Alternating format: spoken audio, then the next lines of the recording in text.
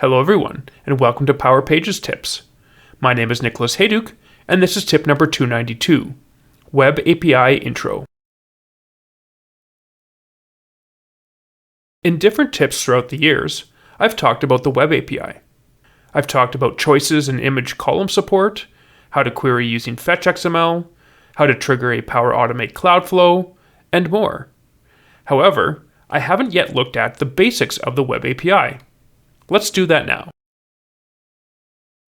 Before we dive into the details, don't forget to subscribe to the Engineered Code YouTube channel for our weekly tips, monthly community calls, and lots of other Power Pages and Power Platform content.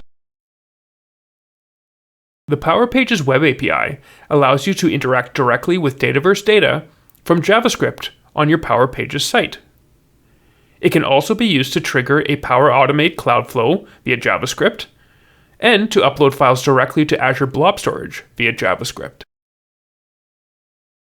The Power Pages Web API is modeled after the Dataverse Web API, which itself is based on the OData standard.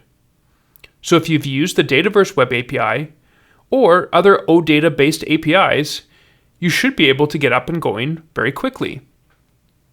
The Web API is located directly on your Power Pages site. Just add _API to the URL of your homepage to get the Web API's base URL. In our next tips, we're going to dive deeper into how we enable the Web API and how we can call it from our JavaScript.